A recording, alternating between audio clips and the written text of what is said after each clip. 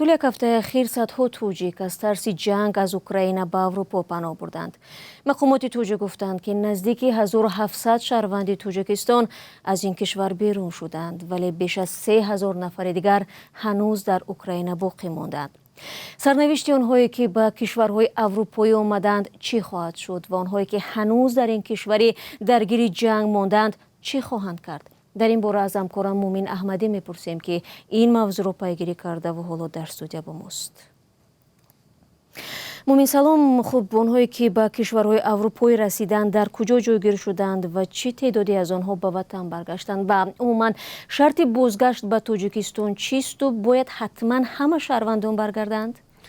بله شهلا، سفارت تاجیکستان در آلمان خبر داد که در 2 پرواز از لهستان یا پولشا به تاجیکستان 305 نفر از جمله دانشجویان و زنان و کودکان را به وطن بردند.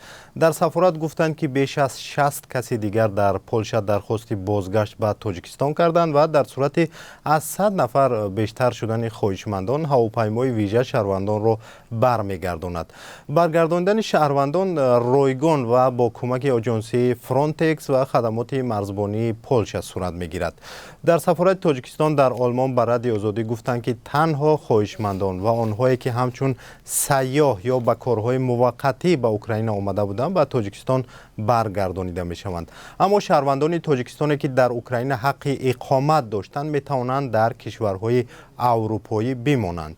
امام‌الدین ستاری سفیر تاجیکستان در آلمان گفت که برای آنهایی که حق اقامت قانونی در اوکراین را داشتند بازگشت حتمی نیست و آنها شرایط کار و زندگی یک ساله در کشورهای اروپایی را می توانند به دست بیارند. او گفت که آنهایی می خواهند به وطن برگردند خود را نامنویس می کنند و به مشکل برگردانیده می شوند.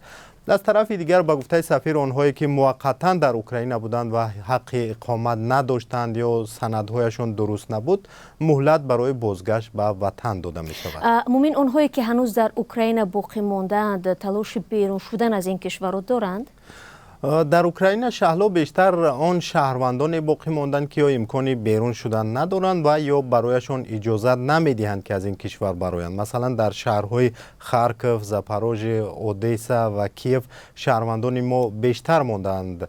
به مردان تاجیکی که حق اقامت دائمی دارند و یا شهروندی گرفتند اجازه بیرون شدن نمیدهند و آنها باید به دفاع از اوکراین برخیزند. در اوکراین به مردان از 18 تا 60 ساله بیرون شدن اجازه نیست.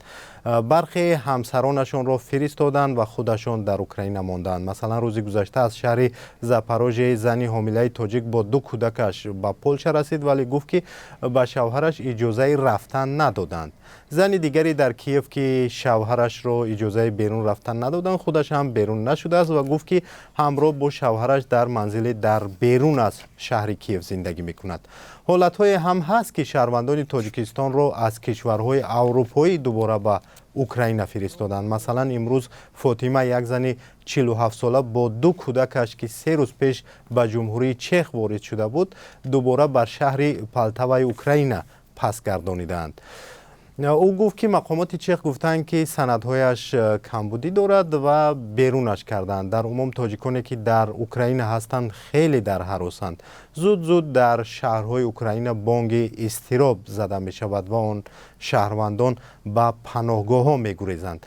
در جنگ روسیه با اوکراین امروز که 19 روز گذشت هنوز معلوم نیست که کی آن به پایان می رسد. تشکر مومین برای معلومات فراگیر. در واقع بینندگان عزیز نیزه و تیرپرانی حیاتی ساکنان را به هم میزند. در این باره بعد یک آگهی صحبت خواهیم.